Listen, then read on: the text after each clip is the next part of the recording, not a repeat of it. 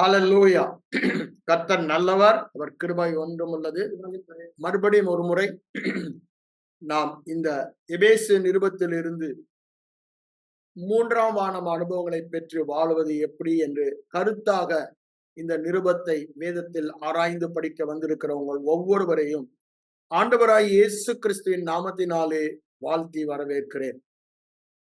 நாம் இந்த வேத பாட ஆராய்ச்சி செய்வதன் நோக்கமே இந்த வெளிச்சத்தில் நாம் வாழ வேண்டும். எபேசு நிருபத்திலே பரிசுத்த ஆவியானவர் கிறிஸ்துவின் அளவற்ற ஐஸ்வர்யத்தை தம்முடைய தாசனாகிய அப்போஸ்தலனாகிய பவுலுக்கு வெளிப்படுத்தி அதை எபேசு சபைக்கு கடிதமாக எழுதப்பட்டுள்ளதை, அந்த வெளிச்சத்தை பெற்று அந்த வெளிச்சத்திலே மூன்றாம் வானம் அனுபவத்தை இந்த பூமியிலே நாம் வாழ வேண்டும் என்று தேவன் விரும்புகிறார்.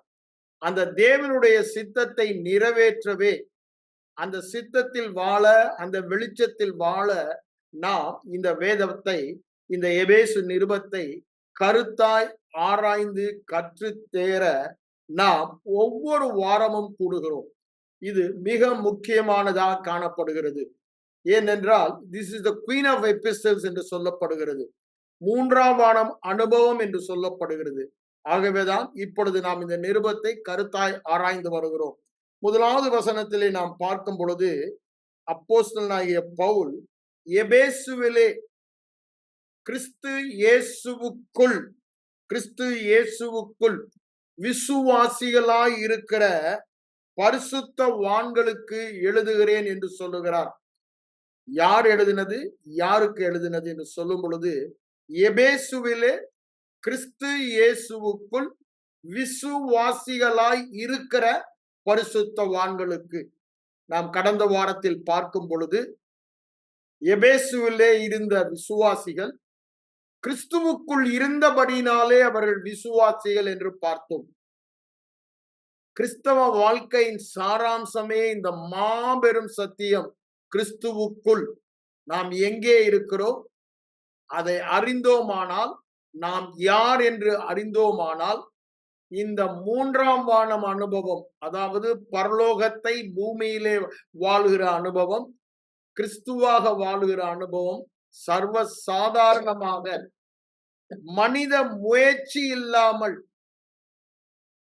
விசுவாசத்தினாலே வெளிப்படுவதை காண முடியும் என்று வேதம் நமக்கு போதிக்கிறது. கிறிஸ்துவுக்குள் எபேசு சபையிலே இருந்த மறுபடியும் பிறந்த ஒவ்வொரு புது சிருஷ்டியும் பரிசுத்த ஆவியானுடைய பார்வையிலே விசுவாசிகள். விசுவாசிகள் என்றால் அவிசுவாசமுடைய விசுவாசிகள் அல்ல, பரிபூர்ண விசுவாசம் உள்ளவர்கள். பரிபூர்ண விசுவாசம் என்றால் கிறிஸ்துவின் விசுவாசத்தையே உடையவர்கள். யூதா சொல்லும் பொழுது சொல்லுகிறார், அங்க யூதா நிருபத்தில் 3ஆம் வசனத்துல, பரிசுத்த வான்களுக்கு ஒரு விசை ஒப்புவிக்கப்பட்ட விசுவாசத்திற்காக போராட வேண்டும். எப்ப அந்த ஒரு விசை? மறுபடியும் பிறந்த நாளிலே குமாரனின் ஆவியை நாம் பெற்றுக்கொண்டபடினாலே விசுவாசத்தின் ஆவியை பெற்றுக்கொண்டோம். அப்படி என்ன? கிறிஸ்துவின் விசுவாசத்தின் ஆவியை நாம் பெற்றுக்கொண்டோம். அப்போ அதே விசுவாசம் உடையவர்கள். இந்த விசுவாசம் எப்பொழுதும் நம்முடைய இருதயத்திலே இருக்க வேண்டும். எந்த விசுவாசம்? கிறிஸ்துவின் விசுவாசத்தை நான் உடையவன். அததான் பேதுருவும் சொல்லுகிறார். 2 பேதுரு 1ஆம் அதிகாரம் 1ஆம் வசனத்துல என்ன சொல்றாரு? எங்களை போன்ற அருமையான விசுவாசத்தை பெற்றவர்கள். கிறிஸ்துவுக்குள் இருக்கிற ஒவ்வொருவரும் கிறிஸ்துவின் விசுவாசத்தையே பெற்றவர்கள். அதனாலதான் பேதுரு என்ன சொல்றார்? எங்களை போன்ற அருமையான விசுவாசம் என்று சொல்லும் பொழுது அப்போஸ்தலர் நடபடிபுத்தில 3:16 என்ன சொல்றாரு? கிறிஸ்துவின் விசுவாசமே இந்த சர்வாங்க சுகத்தை இவனுக்கு கொடுத்தது. என்னுடைய மனித விசுவாசம் அல்ல, கிறிஸ்துவனுடைய தேவனுடைய விசுவாசம் மறுபிறப்பிலே ஆவியானவர் எனக்குள் வந்த பொழுது கொடுக்கப்பட்டது, அல்லது கிறிஸ்துவுக்குள் நான் வைக்கப்பட்டபடியால் அதை பெற்று கொண்டேன். அந்த விசுவாசம் இந்த அற்புதத்தை செய்தது என்று சொல்லுகிறார். மனம் இந்த சத்தியத்தால் மாற்றப்பட வேண்டும், புதிதாக்கப்பட வேண்டும். திரும்ப திரும்ப நம் மனதிற்கு சொல்ல வேண்டியது, எனக்கு விசுவாசம் இல்லை என்று அல்ல. ஏன் உலகத்துல அப்படிதான் சொல்லுவாங்க. சில சபையில பார்த்திருக்கேன், பாஸ்டருங்க ஜெபிப்பாங்க, ஆனா ஒண்ணு நடக்கல. உங்க விசுவாசம் இல்ல பிரதர், உங்களுக்கு விசுவாசம் இருந்தா நடந்திருக்குன்னுவாங்க. விசுவாசம் இல்லை என்று ஒரு விசுவாசியும் சொல்ல முடியாது. அது பிசாசின் நயவஞ்சகம். அவர்களுக்கு விசுவாசம் இல்லை என்ற ஒரு குற்ற உணர்வை கொடுத்து தொடர்ந்து வியாதியில் வாழ வைக்கிற பிசாசின் திட்டம். ஆகவே போதகர்கள்னா யாரையும் பார்த்து உங்களுக்கு விசுவாசம் இல்லை என்றோ, நம்மையே பார்த்து விசுவாசம் இல்லையோ என்று சொல்லவே கூடாது. ஏன்? மறுபடியும் பிறந்த ஒவ்வொருவருக்கும் அவனவனுக்கு தேவன் பகிர்ந்த அளவின்படி, அப்படிதானே? ரோமர் 12:3 சொல்ல, விசுவாசம் பகிர்ந்து கொடுக்கப்பட்டு இருக்கிறது.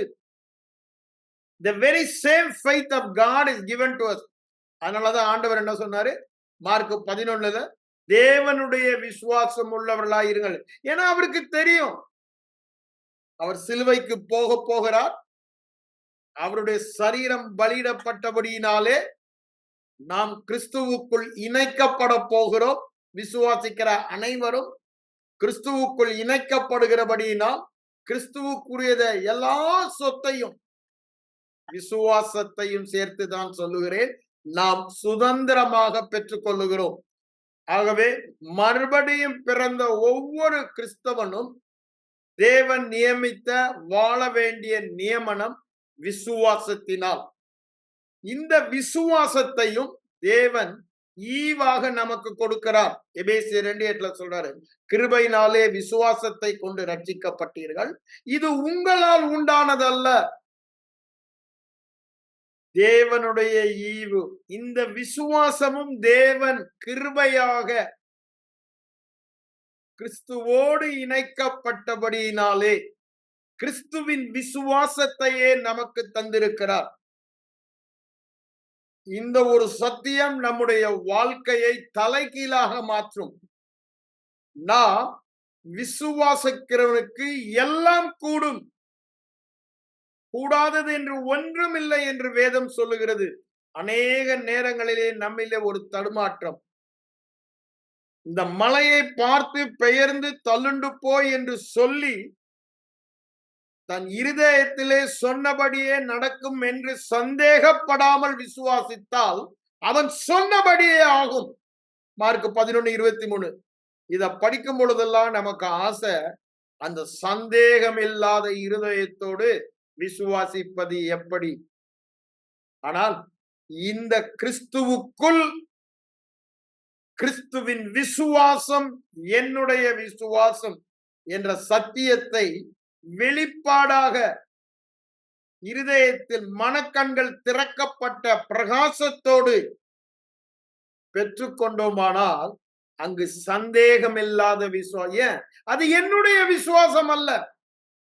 அதற்கப்புறம் எனக்கு விசுவாசம் இல்லையே முயற்சிக்க தேவையில்லை. எனக்கு விசுவாசம் இல்லாதபடினாலதான் பாஸ்டர் பின்னால ஓடுறேன், ஊழியக்காரர் பின்னால ஓடுறேன், அவங்களா ஜெபித்து எனக்கு எதாவது பண்ணுவாங்களா என்ற எண்ணமே இருக்காது. ஏன்? எனக்கு கொடுக்கப்பட்ட விசுவாசம் தேவனுடைய விசுவாசம். ஒரே காரணம், நான் கிறிஸ்துவுக்குள் இருக்கிறபடியால்.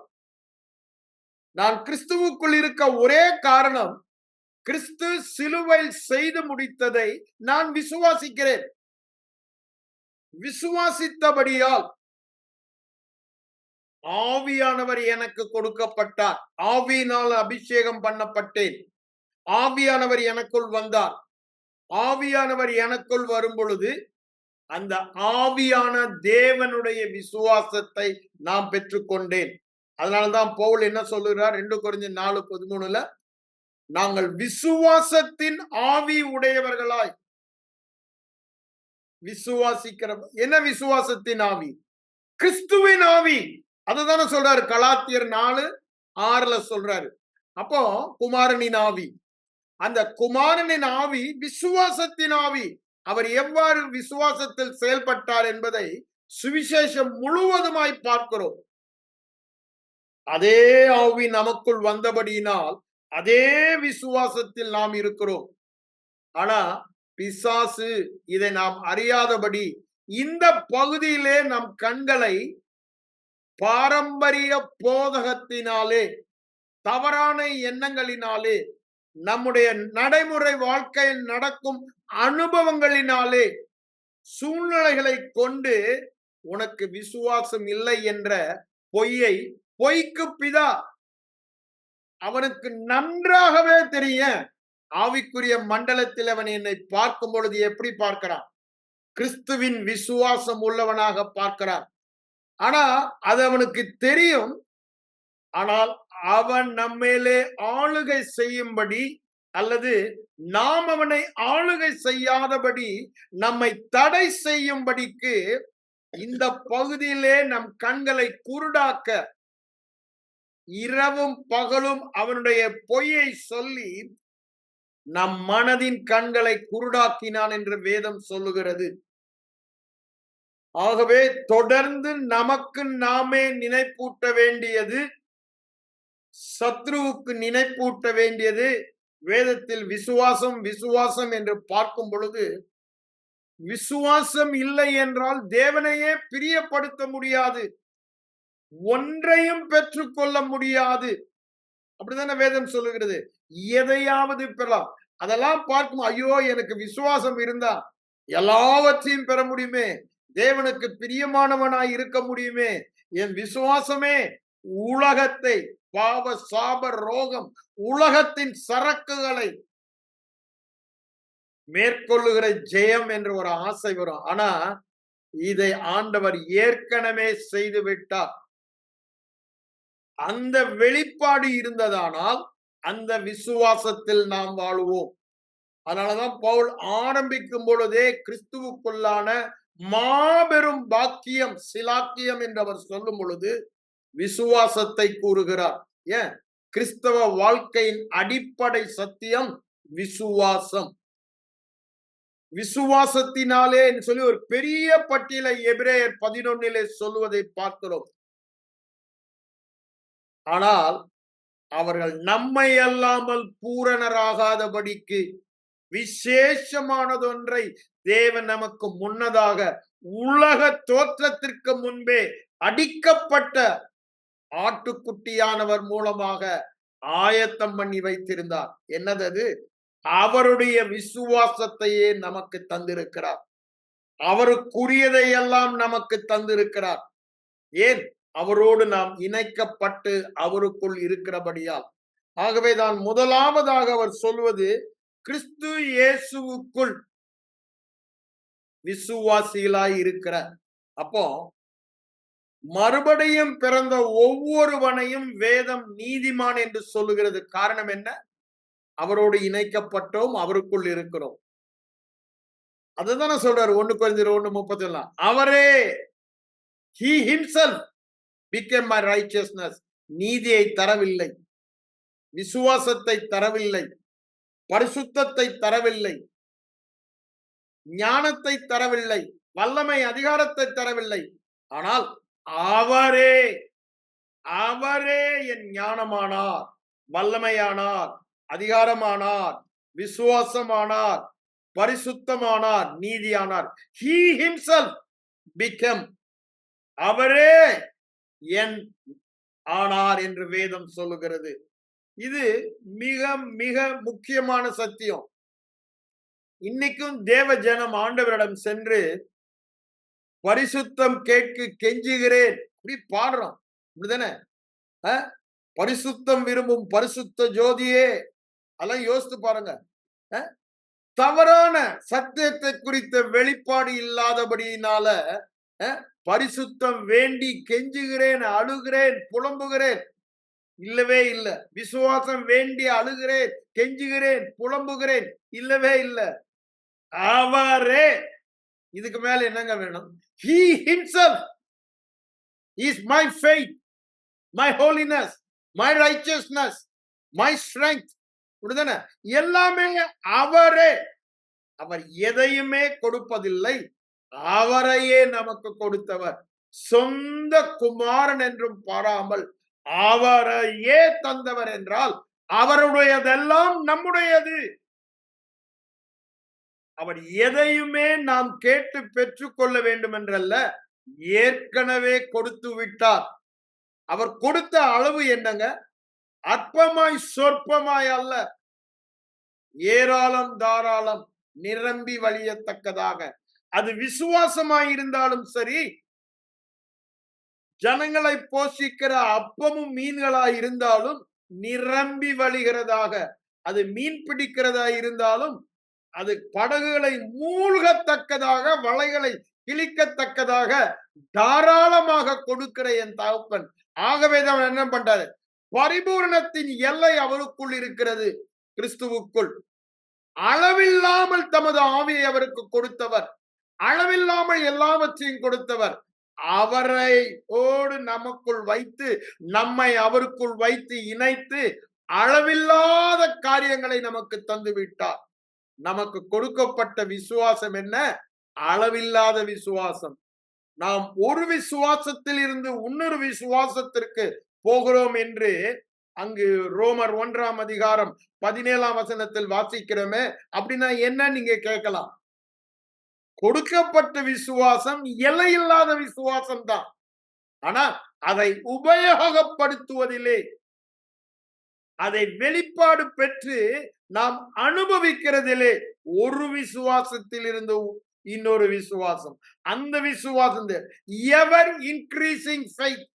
அப்படித்தானே தெசலோனிக்கேயர் 1:3 வசனத்துல உங்கள் விசுவாசம் எப்பொழுதும் பெருகுகிறதுனா, முன்னால கொஞ்சமா இல்ல, உங்க ஆபரேஷன்ல, நீங்க நடைமுறையில் அதை உபயோகப்படுத்துவதில் உங்கள் விசுவாசம் ஒவ்வொரு நாளும் வளர்ந்து கொண்டு போகிறது. அது வெவ்வேறு பகுதியிலே அது வளர்ந்து கொண்டு போகிறது. இதுதான் வேதம் சொல்லும் சத்தியம். That is growing into maturity, வளர்ச்சியை காண்பிக்கிறது. ஆனால் விசுவாசம் மறுபடியும் பிறந்த நாளிலே கிறிஸ்துவின் விசுவாசம் நமக்கு சொந்தமாயிற்று, சுதந்திரமாயிற்று. கிறிஸ்துவே நம் சொந்தமானார்.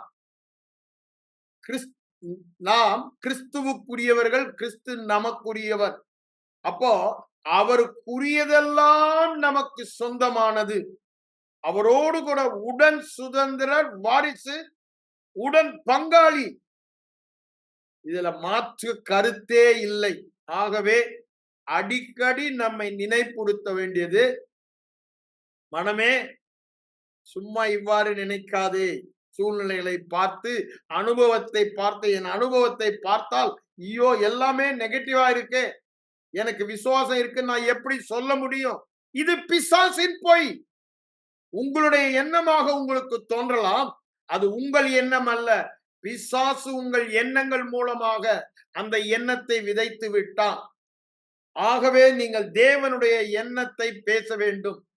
என் மனமே, என்னுடைய விசுவாசம் கிறிஸ்துவின் விசுவாசம். எனக்கு எவ்வளவு விசுவாசம் இருக்குன்னு கேக்குறீங்களா?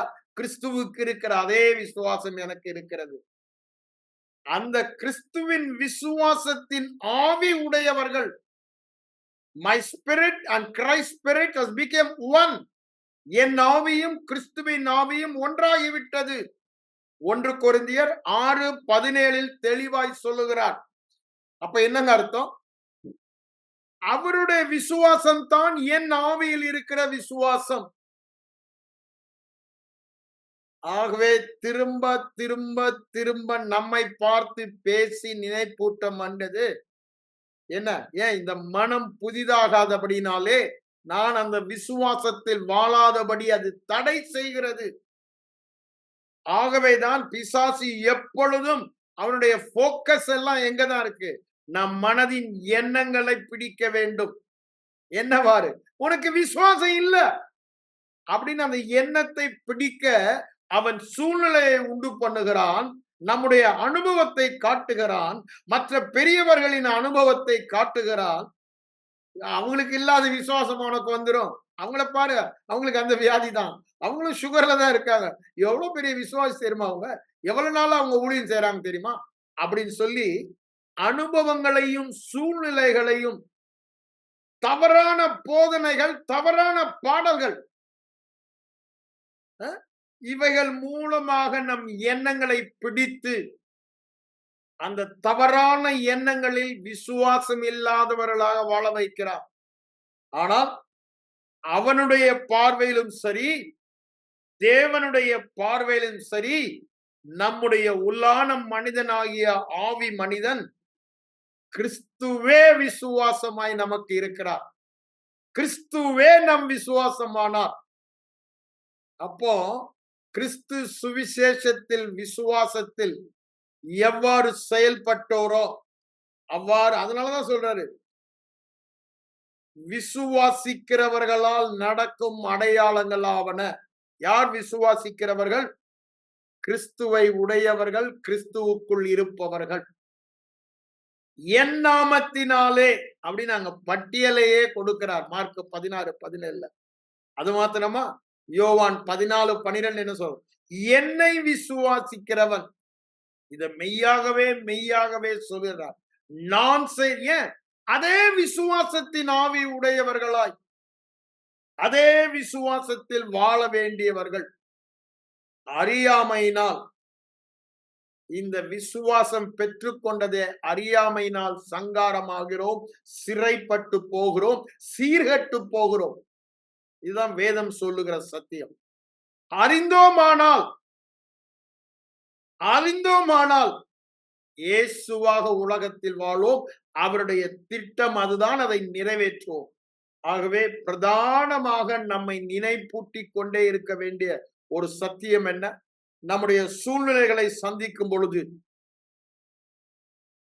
எந்த மனநிலையிலிருந்து சந்திக்க வேண்டும்? கிறிஸ்துவின் விசுவாசத்தை உடையவன் என்ற மனநிலையிலிருந்து. எப்பேற்பட்ட பர்வதமாயிருந்தாலும், மலை போன்ற பிரச்சனையாயிருந்தாலும், ஆபிரகாமை போல 99 வயசானாலும், பவுலை போல கொலைக்கார பாவியாயிருந்தாலும், ஒரு நிமிடத்தில் விசுவாசிக்கும் பொழுது எல்லாம் மாறப்போகிறது. அப்போ சூழ்நிலைகளை நாம் சந்திப்பது, பிசாசின் சோதனைகளை சந்திப்பது, தேவனோடு உறவு கொள்ளுவதிலே நம்மை திரும்ப திரும்ப நினைப்பூட்டி கிறிஸ்துவின் விசுவாசத்தை உடையவன். ஏன்? விசுவாசத்தினால் தான் நம்ம ஆராதிக்கிறோம், தரிசிக்கிறோம், உறவாடுகிறோம், அவருடைய பிரசன்னத்திலே வாழ்கிறோம், வல்லமையிலே வாழ்கிறோம், அதிகாரத்துல. அப்போ திரும்ப திரும்ப திரும்ப நினைப்பூட்ட வேண்டியது விசுவாசம். அப்போ we meet all our challenges. இன்னொரு விதத்துல சொல்ல போனா, we face all our challenges from this point. என்ன பாயிண்ட்? கிறிஸ்துவின் விசுவாசம். என் விசுவாசம், கிறிஸ்துவின் விசுவாசம். என் விசுவாசம், கிறிஸ்துவின் விசுவாசம். நான் கிறிஸ்துவுக்குள் இருக்கிறேன். அந்த மனநிலையோடு ஒவ்வொரு சவால்களையும், நம்மை எதிர்நோக்கி இருக்கும் பிரச்சனைகளையும், தேவனோடு உறவு கொள்ளுகிற காரியங்களையும் நாம் மற்றவர்களை பார்க்கும் பொழுதும் இந்த மனநிலையோடு நாம் பார்க்க வேண்டும். நம்மையும் அந்த மனநிலையோடு பார்த்து நமக்கு எதிராக வருகிற சூழ்நிலைகளை எதிர்த்து நிற்க வேண்டும். அதுதானே பேதுரு சொல்ல, எதிர்த்து நில்லுங்கள், ஓடி போவான். என்ன மனநிலையில்? விசுவாசத்தில் உறுதியாயிருந்து. ஆனா நினைச்சுக்கிறேன், ஐயோ எனக்கு அந்த விசுவாசம் இருந்தா நான் ஏத்தி நிக்கலாமே. இல்லங்க, அந்த விசுவாசம் கிறிஸ்துவின் விசுவாசம். அவனுக்கு நன்றாகவே தெரியும். அவன் ஆவி மண்டலத்திலே நம்மை பார்க்கும் பொழுது எப்படி பார்க்கிறான்? கிறிஸ்துவின் விசுவாசம் உள்ளவர்களாக பார்க்கிறான். ஆகவேதான் இந்த விசுவாசத்துக்கு விரோதமான பொய்களினாலே, பொய்க்கு பிதா நம்மை நம்முடைய நய வஞ்சகத்தினாலே கொள்ளை கொண்டு போகும்படி நம்முடைய எண்ணங்களை திசை திருப்புகிறான். அதனாலதான் நான் திரும்பவும் சொல்றது, மனம் புதிதாக வேண்டும். என்ன புதிதாக வேண்டும்? கிறிஸ்துவின் விசுவாசத்தை நான் உடையவன். கிறிஸ்துவே என் விசுவாசம்.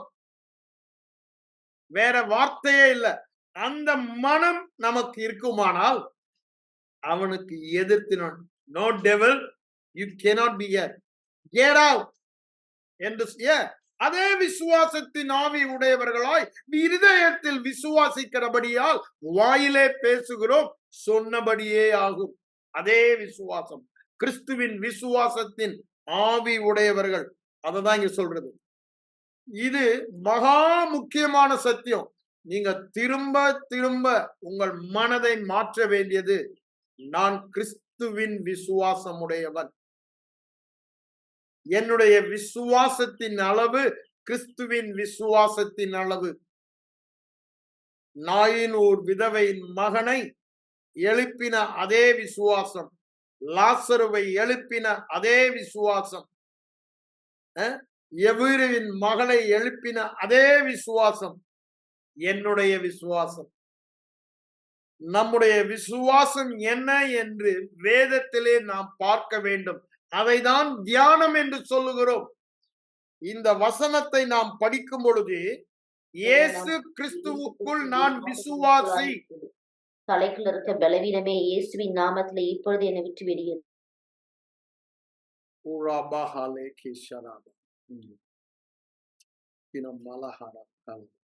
இயேசுவின் நாமத்துல எல்லா தடைகளையும் நான் அப்புறப்படுத்தி ஜெபிக்கிறேன். இதை கேட்கிற ஒருவருக்கும் எந்த தடையும் இருக்காது என்று இயேசுவின் நாமத்துல நான் டிக்ளேர் பண்ணுகிறேன். நீங்கள் பரிபூர்ண சுகத்தோடு வசனத்தை கேளுங்கள். வசனம் உங்களில் இருந்து கிரியை நடப்பிக்கிறதை பாருங்கள். அது பலமாய் கிரியை நடப்பிக்கும். இங்க நான் சொல்லிக் கொண்டிருக்கிறது, இயேசு கிறிஸ்துவின் விசுவாசம் என்னுடைய விசுவாசம். ஒரே காரணம், கிறிஸ்துவுக்குள். தேவன் நம்மை பார்க்கும் பொழுது எப்படி பார்க்கிறார்? கிறிஸ்துவுக்குள் வைத்து நம்முடைய ஆவியை பார்க்கிறார். அப்படி என்றால் நாம் கிறிஸ்துவுக்குள் இருக்கிறோம், இணைக்கப்பட்டோம். பிரதானமான சத்தியம், அவர் யூனியன் வித் கிரைஸ்ட், கிறிஸ்துவோடு இணைக்கப்பட்டோம். அதற்குத்தான் நம்மை அழைத்தார். அதுதான் ஆதி முதல் கிறிஸ்துவுக்குள் சகலமும் இணைக்கப்பட வேண்டும் என்பது அவருடைய அநாதி தீர்மானம், திட்டம். அவ்வாறு பூமியிலே அவருடைய ராஜ்யத்தை ஸ்தாபிக்க வேண்டும் என்பது அவருடைய நோக்கம். அப்போ இந்த விசுவாசத்தை நாம் அறிய வேண்டுமானால் சுவிசேஷங்களிலே என்னுடைய விசுவாசத்தை நான் பார்க்க வேண்டும். நாம் ஒவ்வொருவரும் பார்க்க வேண்டும். என் விசுவாசம் என்ன? என்னுடைய சூழ்நிலைகளிலே நடைமுறை வாழ்க்கையிலே காண்கிற விசுவாசம் அல்ல. நாம் தரிசித்து நடப்பவர்கள் அல்ல. தரிசித்து நடந்தா என்ன பண்ணுவேன்? எனக்கு தலைவலி வந்தது, ஐயோ தலைவலின்னு அதை ஏற்றுக்கொண்டேனே. இந்த அவிசுவாசத்தை நான் பார்க்கல. இயேசு எப்படி வந்தார்? அந்த விசுவாசம். ஏன் விசுவாசம் இருமல் வந்ததும் இருமல்னு ஏற்றுக்கொள்ளுகிற அது அவிசுவாசம். ஐம்புலன் உணர்வு, அதை நான் பார்க்க போவதில்லை. எதை பார்க்க போகிறேன்? கிறிஸ்துவின் விசுவாசத்தை. என் விசுவாசம் எதை நான் தொடர்ந்து பார்க்கிறேனே அதுவே என்னுடைய வாழ்க்கையாக மாறும். அதனாலதான் சொல்றேன், இந்த விசுவாசத்தை நான் அனுபவிக்க வேண்டுமானால் இதை சும்மா அப்படி வாசித்து விடக்கூடாது. என்ன பண்ண வேண்டும்? தியானிக்க வேண்டும். கிறிஸ்துவுக்குள் இருக்கிறபடியால் கிறிஸ்துவின் விசுவாசத்தை உடையவன் என்பதை தியானிக்க வேண்டும். தியானிக்க வேண்டும்னா என்ன அர்த்தம்? வாயிலே முதலிலே அறிக்கை பண்ண வேண்டும். The first step. நான் சொன்னல, என் மனமே உனக்கு தெரியாதா? கிறிஸ்துவின் விசுவாசம் உனக்கு இருக்கு. மரித்தோர உயிரோடு எழுப்புகிற விசுவாசம் உனக்கு இருக்கு. கடலை அதட்டுகிற விசுவாசம் உனக்கு இருக்கு. பிசாசை போகிற விசுவாசம் உனக்கு இருக்கு. எப்பேற்பட்ட வியாதியும் சுகமாக்குகிற விசுவாசம் உனக்கு இருக்கு அப்படின்னு திரும்ப திரும்ப திரும்ப நம்மோடு பேசுவதுதான் தியானம். இது உன் வாயை விட்டு பிரியாதிருக்க வேண்டும். தியானம் என்றால் வாயை விட்டு பிரியாதிருக்க வேண்டும். அப்படின்னா என்ன அர்த்தம்? விசுவாசம் இல்லைன்ற வார்த்தையே வரக்கூடாது. சூழ்நிலை இருக்கலாம், நடைமுறையில நீங்க அதை பார்க்கலாம். ஆனா வாயில வருகிற வார்த்தை என்னதான்? நாங்கள் விசுவாசத்தின் கிறிஸ்துவின் ஆவியை உடையவர்கள், குமாரனின் ஆவியை உடையவர்கள். அத திரும்ப திரும்ப திரும்ப வாயிலே சொல்ல வேண்டும். சுவிசேஷத்தில் அற்புதத்தை பார்க்கும் பொழுதெல்லாம் அந்த விசுவாசம் என்னுடைய விசுவாசம் என்று வாயை திறந்து சொல்ல வேண்டும். ஒவ்வொரு அற்புதத்தையும் படைத்து இந்த விசுவாசம் தான் என்னுடைய விசுவாசம். அதான் படிக்க வேண்டும், அதை தியானிக்க வேண்டும் என்று மனுஷ வாயினாலே சொல்ல வேண்டும். வாயினால சொல்லும்போது என்ன ஆகும்? இருதயத்திலே படமாக பார்க்க வேண்டும். Let it not depart from your eyes. அப்படின்னா என்ன? உன் கண்ணை விட்டு பிரியாதிருக்க, அது ஒரு படமானால் தான் கண்ணை விட்டு பிரியாதிருக்க முடியும். அதை இமேஜின் பண்ணி, அப்படின்னு என்ன? கற்பனை பண்ணி பார்க்க வேண்டும். என்ன கற்பனை பண்ணி பார்க்க வேண்டும்? சுவிசேஷத்திலே இயேசு விசுவாசத்தில் வாழ்ந்தாரே, அந்த விசுவாசம் என் விசுவாசம் என்று இயேசு இருக்கிற இடத்துல நம்ம போட்டு நான் அந்த விசுவாசத்துல வாழ்கிறதா கற்பனை பண்ணி பார்க்க வேண்டும்.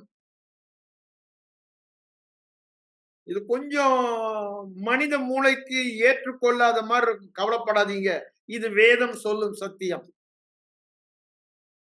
நீங்க எவ்வளவுக்கு எவ்வளவு சுவிசேஷத்திலே இயேசு கிறிஸ்து என்ற இடத்துல உங்களை வைத்து பார்க்கிறீங்களோ, ஏன் அதுதானே நீ கிறிஸ்துவுக்குள் இருக்கணும், அதானே அர்த்தம். அந்த அளவுக்கு நீங்க கிறிஸ்துவாக அந்த விசுவாசத்திலே வாழ்வீர்கள். முதலாவது திரும்ப திரும்ப வாயில சொல்ல வேண்டும், கன்ஃபெஷன், அறிக்கை. இரண்டாவது என்ன சொல்லுறோம்? கற்பனை செய்து பார்க்க வேண்டும். அதற்குத்தான் சுவிசேஷம் கொடுக்கப்பட்டிருக்கிறது. சுவிசேஷம் ஏன்னா நிருபங்கள் நமக்கு எழுதப்பட்டது. நான் யார்? கிறிஸ்துவுக்குள் இருக்கிறபடியா. அப்போ அதை கற்பனை செய்து படம் பிடித்து பார்ப்பதற்குத்தான் சுவிசேஷம். நான் வேறு, கிறிஸ்து வேறு அல்ல. கிறிஸ்துவை பற்றிய உண்மை என்னை பற்றிய உண்மை. கிறிஸ்துவுக்குரியதெல்லாம் எனக்குரியது. அப்போ அது எப்படிங்க பார்க்க முடியும்? சுவிசேஷத்துல தான் பார்க்க முடியும். அதற்குத்தான் சுவிசேஷம் நமக்கு கொடுக்கப்பட்டிருக்கிறது. அதனாலதான் 2 கொரிந்தியர் 3:18 பவுல் சொல்லுகிறார், திறந்த முகமாய் நாம் எல்லோரும் கண்ணாடியிலே பார்த்து அந்த சாயலாகத்தானே ஆவியானவராலே மறுரூபமாகிறோம். உங்க விசுவாசத்தின் சாயலை திறந்த முகமாய் சுவிசேஷத்திலே பார்க்கிறோம். அந்த விசுவாசத்தின் சாயலை பார்த்து பார்த்து பார்த்து கற்பனை செய்து இருதயத்திலே படம் உண்டாகும் வரை, அது என் கண்களை விட்டு பிரியவே பிரியாது என்ற இடத்திற்கு வருவரை கற்பனை செய்து பார்க்கும் பொழுது அந்த விசுவாச சாயலிலே நான் செயல்பட ஆரம்பிக்கிறேன். அதை தான் சொல்றேன். அதேதான் அந்த மெடிடேஷன்ல 3வது பாண்டரிங் ஆர் மியூசிங். அப்படின்னா என்ன? மனதில் திரும்ப திரும்ப எந்த எண்ணங்களை, கிறிஸ்துவின் விசுவாசம் உடையவன் அப்படின்னு உடனே அங்க போயிடணும். இதுலயே நின்றக்கூடாது. ஏன்? அப்படியே மனதுல அந்த எண்ணம், அவர் போறாது, அவர் விசுவாசத்துல அதுதான் என் விசுவாசம். அவர் விசுவாசத்துல என்ன பண்றாரு? காணா ஒரு கல்யாணம், அதுதான் என் விசுவாசம் அப்படின்னு ஒவ்வொரு பகுதியிலும் மனதின் எண்ணங்கள். இன்னைக்கு இது ரொம்ப கஷ்டம் இல்ல. தவறான காரியங்களை யோசித்து பாருங்க. அடிக்கடி வந்துட்டு இருக்கு உங்க பிரச்சனை. அது எண்ணம் ஓடிக்கிட்டே இருக்கும். தூங்கும்போது கொஞ்சம் முடிச்சுட்டா கூட அந்த எண்ணம் தான். காரை ஓட்டிட்டு போனாலும் அந்த எண்ணம் டபாக்குன்னு வந்துடும். கொஞ்சம் ஃப்ரீயா இருந்தா டபால் அந்த எண்ணத்தை விட்டுருவான். அவனுக்கு இடம் விடாதபடிக்கு இந்த எண்ணம் ஓடிக்கொண்டே இருக்க வேண்டும். ஒவ்வொரு அற்புதத்தையும் அப்படியே திரும்ப திரும்ப ரிவர்ஸ் எண்ணங்கள் இல்ல, அந்த விசுவாசம் என்னுடைய விசுவாசம் அப்படின்னு அந்த எண்ணங்களால நம்முடைய எண்ணம் எது வரைக்கும் it became so dominant. எனக்கு அவிசுவாசமே இருக்கின்ற ஒரு துளி கூட எண்ணம் இல்ல. அந்த அளவுக்கு அவளை டாமினன்ட் பண்ணும். ஓங்கி மேலோங்கி நிற்கும் இந்த எண்ணங்கள். அந்த அளவுக்கு தியானிக்க வேண்டும். அதனாலதான் தியானத்தை நான் முக்கியமா சொல்றேன். அவ்வாறு தியானிக்கும் பொழுது என்னது? ஒரு வெளிச்சம் உண்டாகுது, இருதயத்திலே படம் உண்டாகுது. என்ன படம்? கிறிஸ்துவின் விசுவாசம் எனக்கு இருக்கிற மாதிரி ஒரு படம் வருகிறது. அந்த படம் வந்ததை என்ன பண்ண ஆரம்பிக்கிறோம்? நன்றி இயேசுவே, நன்றி இயேசுவே, நன்றி இயேசுவே. ஸ்தோத்திரத்தினாலே அதிலே விசுவாசத்திலே பெருகுகிறோம். அப்படித்தானே? தேவனை மகிமைப்படுத்தி விசுவாசத்தில் வல்லவனானான். அப்போ நன்றி சொல்ல ஆரம்பிக்கிறது. The first step faith action is thanksgiving. நன்றி சொல்லுகிறது. அப்புறம் நன்றி சொல்ல ஆரம்பிச்ச பிறகு விசுவாசத்திலே கால் எடுத்து நடக்க ஆரம்பிக்கிறோம். விசுவாசத்திலே அப்படின்னா என்ன? கிறிஸ்துவின் விசுவாசத்திலே காரியங்களை நடப்பிக்கிறோம். அதுதாங்க மூன்றாம் வான அனுபவம். அதுதாங்க மூன்றாம் வானம் அனுபவம். பரலோகத்தை பூமியில் அணிவிப்பது, கிறிஸ்துவாக வாழ்வது. இதை மாற்றவே முடியாது. ஏன்? இது அவர் செய்து முடித்தது. அதில் நாம் இளைப்பாறுகிறோம். அதுதான் வேதவசனம் கூறுது. அந்த விசுவாசத்தில் நாம் இளைப்பாற வேண்டும். நாம முயற்சித்து விசுவாசத்தை கொண்டு வருவதல்ல, நமக்கு கொடுக்கப்பட்டது. கிறிஸ்துவுக்குள் நாம் எங்கே இருக்கிறோம்? கிறிஸ்துவுக்குள் இருக்கிறோம். கிறிஸ்துவுக்குள் இருக்கிறபடியால் என்னுடைய விசுவாசம் என்ன? கிறிஸ்துவின் விசுவாசம். கிறிஸ்துவே என் விசுவாசம், அவரே என் விசுவாசமானார். இது ஒரு நேரம் கேட்டுட்டு அடுத்த நேரம் மறந்து போகிறைய. அததான் சொல்றாரு யாக்கோபு 1:25, கண்ணாடியிலே தன் சுபாவ முகத்தை பார்த்து, அப்படி கண்ணாடியை விட்டு போனதும் தன்னுடைய சுபாவ முக சாயலையே மறந்து போகிறான் மனுஷன். அப்போ இப்போ உங்க சாயலை நான் சொல்லி கொண்டிருக்கிறேன். கிறிஸ்துவின் விசுவாசம், கிறிஸ்துவின் விசுவாசம் என்று. ஆனா இத கேட்டு அப்படி போனதும் அது அவனால மறக்க வைக்க பலவித காரியங்களை மனதிலே திணித்து நசுக்கி போடுவான். இது உங்களிலே பலன் கொடாதபடிக்கு. அதனாலதான் அங்க சொல்றாரு, யாக்கோபு என்ன சொல்றாரு? அப்படி இராதபடிக்கு சுயாதீன பிரமாணத்தை உற்று நோக்கி பார்த்து. அப்படின்னா என்ன? சுயாதீன பிரமாணம், இந்த புதிய பிரமாணம். சுயாதீன பிரமாணம் கிறிஸ்துவுக்குள் இருக்கிறபடியால் நான் யார் என்பதை காண்பிக்கிற பிரமாணம். அதை பார்த்து என் ஆவியின் பிரமாணம். பவுல் சொல்லுகிறார்ல, இதை செய்யலாமா, அதை செய்யக்கூடாதா? விருட்ச சேதனமும் ஒன்றுமில்லை, இல்லாமையும் ஒன்றுமில்லை, புது சிருஷ்டியே காரியம். அப்படின்னா என்ன? புது சிருஷ்டி என்னவா இருக்குதுப்பா? அதுதான்ப்பா முக்கியம். இந்த பிரமாணத்தின்படி வாழ வேண்டும் என்று சொல்லுகிறார். கலாத்தியர் 6:14, 14, 15, 16 வசனங்களை வாசித்து பாருங்க. ரொம்ப தெளிவா அங்கு சொல்லுகிறார். அந்த பிரமாணத்தை தான் பார்க்க சொல்லுகிறார். புது சிருஷ்டியின் பிரமாணம், ஆவியின் பிரமாணம், சுயாதீன பிரமாணம், கிருபையின் பிரமாணம், கிறிஸ்து இயேசுவின் இரத்தத்தினால் சம்பாதிக்கப்பட்ட புதிய உடன்படிக்கையின் புது சிருஷ்டியின் பிரமாணம் என்று வேதம் சொல்லுகிறது. அதை உற்று நோக்கி பார்த்துட்டு மறக்கிறவர்களா இராதபடிக்கு தொடர்ந்து உற்று நோக்கி பார்த்து. அப்படின்னா நான் வாயில தொடர்ந்து பேசினாதான் பார்க்க முடியும். நிலைத்திருக்கிறவனே, நிலைத்திருக்கிறவனே. எதுல நிலைத்திருக்கிறான்? தான் பார்த்த சாயலில் நிலைத்திருக்கிறான். என்ன சாயல்? கிறிஸ்துவின் விசுவாசத்தின் சாயல். சுவிசேஷத்திலே தன்னை பார்க்கிறான். அதை நிலைத்திருக்கிறவனாக. அந்த வார்த்தை என்ன வார்த்தை? கிறிஸ்துவுக்குள். கிறிஸ்துவுக்குள் விசுவாசியாய் இருக்கிறேன், கிறிஸ்துவின் விசுவாசம் உள்ளவனாய் இருக்கிறேன் என்ற வாழ்க்கையை நடைமுறை வாழ்க்கையில் வாழ்வான் என்று அவர் சொல்லுகிறதை பார்க்கிறோம். இதுதான் ஒவ்வொன்றுக்கும்.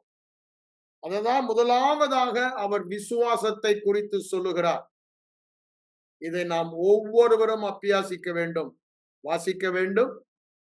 இரண்டாவது தியானிக்க வேண்டும். தியானத்துல 3 சொன்ன: அறிக்கை, இருதயத்திலே கற்பனை செய்து படம் பிடித்து மனதிலே பார்ப்பது, மனதின் எண்ணங்களில் திரும்ப திரும்ப நினைப்பூட்டுவது, அசை போடுவது, அதுக்கப்புறம் இது மூணுமே தியானம். ரெண்டாவது தியானம் பண்ண பிறகு என்ன ஆகும்? இருதயத்திலே கண்டுபிடிக்கிறோம், அல்லது வெளிப்பாடு வருகிறது, வெளிச்சம் வருகிறது. அப்படிதானே? வெளிப்பாடு அறிவு பெற்றுக் கொள்ளுகிறோம். அதுதான் நான் சொல்ற ஒரு நிச்சயம், உறுதி வருகிறது. அததான் விசுவாசம் என்று சொல்லுகிறோம். உடனே என்ன பண்ண ஆரம்பிக்கிறோம்? நன்றி சொல்ல ஆரம்பிக்கிறோம். நன்றி சொல்ல ஆரம்பித்த பிறகு அந்த விசுவாசத்திலே செயல்பட ஆரம்பிக்கிறோம்.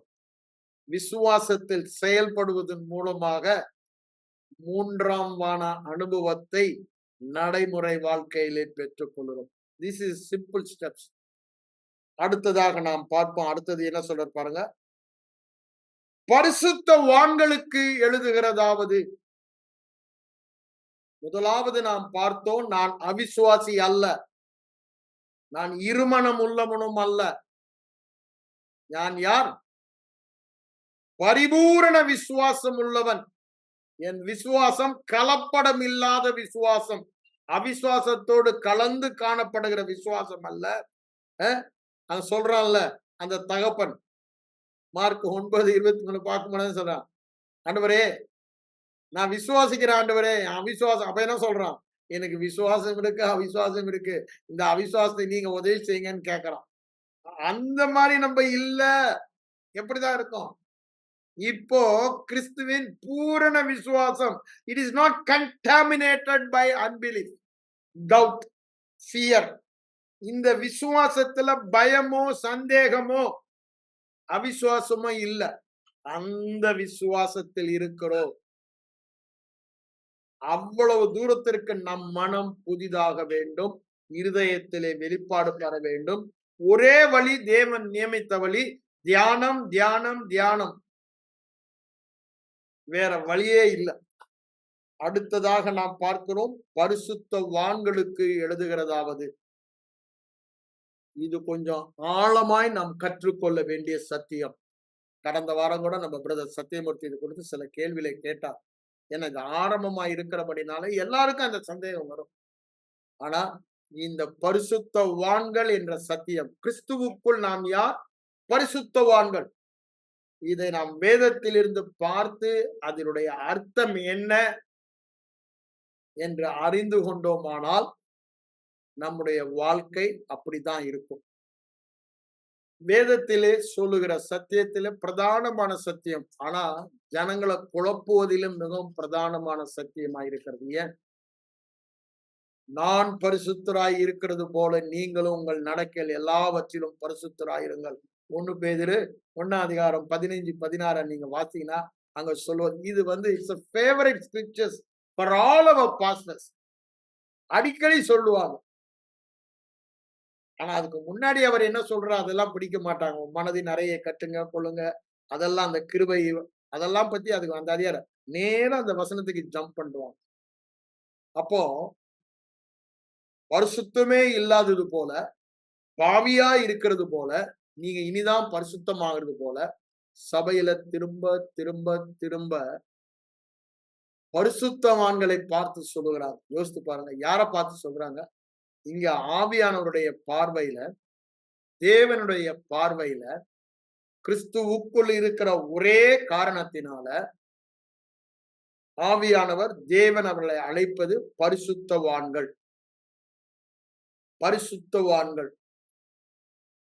இந்த அதிகாரத்துல பாத்தீங்கன்னா கிட்டத்தட்ட 12, 13 தடவை பரிசுத்தம், பரிசுத்தவான்கள் என்ற திரும்ப திரும்ப சொல்லுவதை நம்ம பார்க்கலாம். இந்த அதிகாரம் இல்ல, இந்த நிருபத்துல, கொலோசியர் நிருபத்திலையும் பார்க்கலாம்.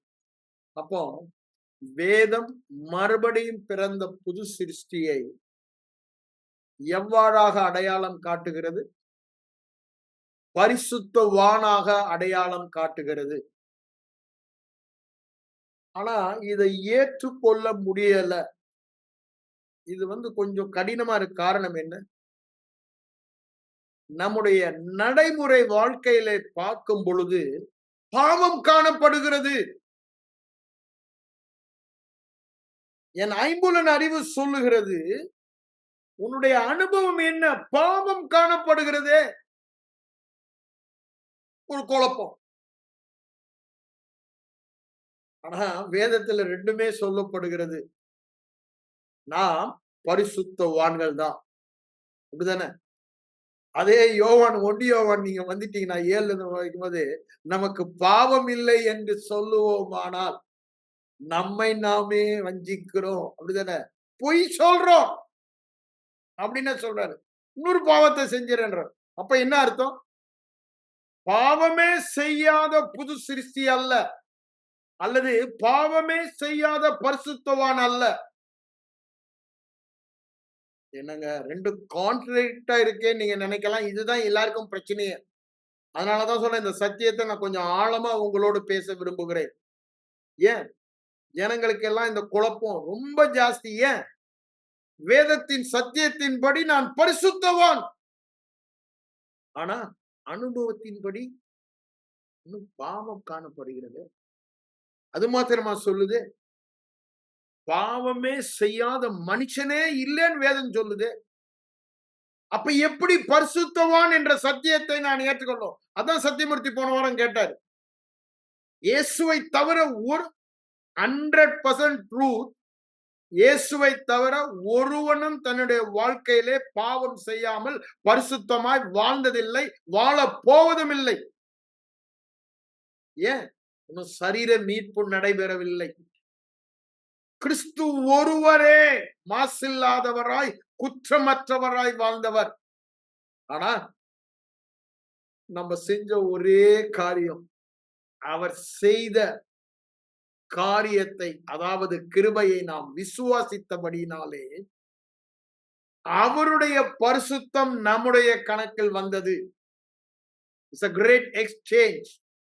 நம்முடைய பாவத்தை அவர் எடுத்துக்கொண்டு அவருடைய பரிசுத்தத்தை நமக்கு தந்தார். பாவத்திற்கான தண்டனை, ஆக்கினை எல்லாமே அவர் எடுத்துக்கொண்டார். இது நல்லா புரிந்து கொள்ளுங்க.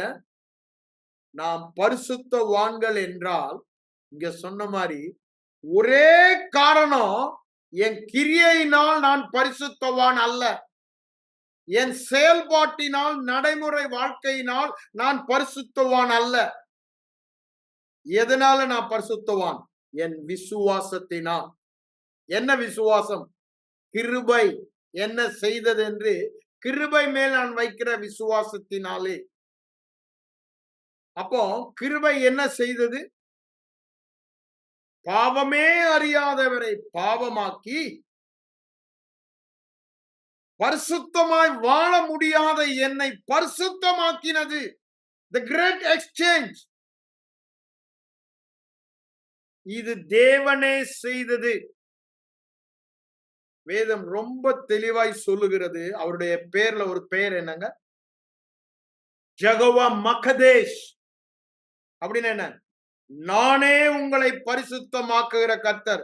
லேவியராகமத்துல பாருங்க, திரும்ப திரும்ப திரும்ப இந்த ஒரு வார்த்தை வரும். நானே உங்களை பரிசுத்தமாக்குகிற கர்த்தர், நானே உங்களை பரிசுத்தமாக்குகிற கர்த்தர். I am the Lord that make you holy என்றாரு. அப்போ ஒரு மனிதனும் தன்னை பரிசுத்தமாக்கி கொள்ள முடியாது. அவர் ஒருவரே நம்மை பரிசுத்தமாக்குகிற கர்த்தர். அது மாத்திரமா சொல்றாரு, நான் உங்களை பரிசுத்தமாக்குற கர்த்தர் என்று நீங்கள் நினைவு கூறும்படி, அப்படிதானே, இந்த பரிசுத்த ஓய்வு நாளை உங்களுக்கு நியமித்தேன் என்று சொல்லுகிறார்.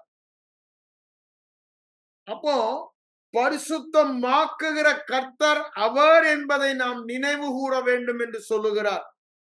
அதனாலதான் அவர் பெயரே என்ன? மக்கதேஷ். கேதாஸ் என்றால் பரிசுத்தம், எபிரேய பதம். கிரேக்க பதம் வரும்போது என்ன வருது? ஹாகியோஸ். நான் அடிக்கடி உங்களுக்கு சொல்லியிருக்கேன்.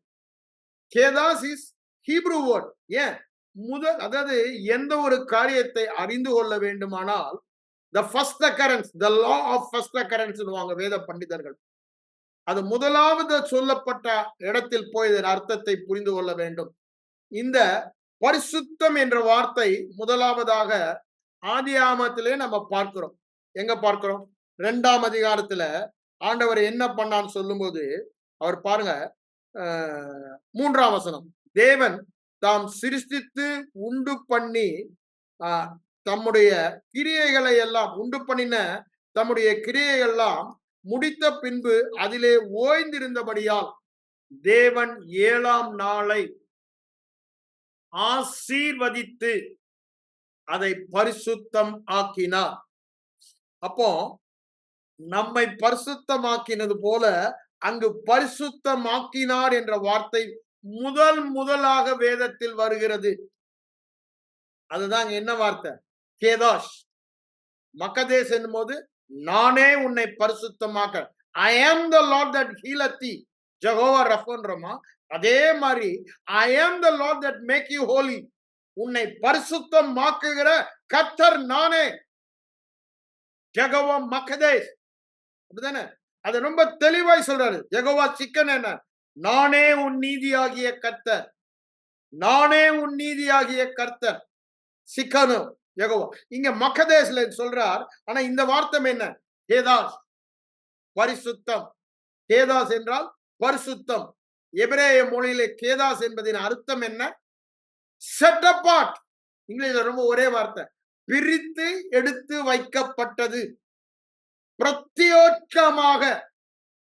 உருக்குன்னு அங்க சாமுவேல் சொல்றான்ல, அந்த தொடையை எடுத்து தாவீது வர வரைக்கும் தனியா வைடான்ற சவுலுக்கு சொல்றாருல்ல, சாரி, அந்த மாதிரி பிரத்யட்சமாக, ஒரு விசேஷமாக, மேன்மையாக, புகழ்ச்சியாக, தனியாக பிரித்தெடுக்கப்பட்டது.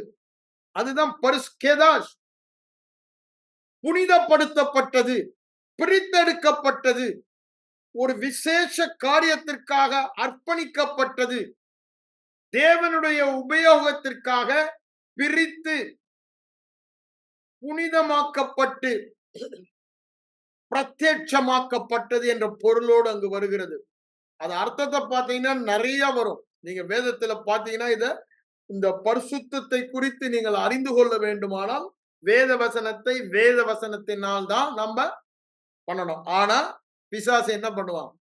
நீ செய்கிற காரியம் பரிசுத்தமா பரிசுத்தம் இல்லை என்பதை நிர்ணயிக்கிறது என்ற பொய்யை சொல்லுவான்.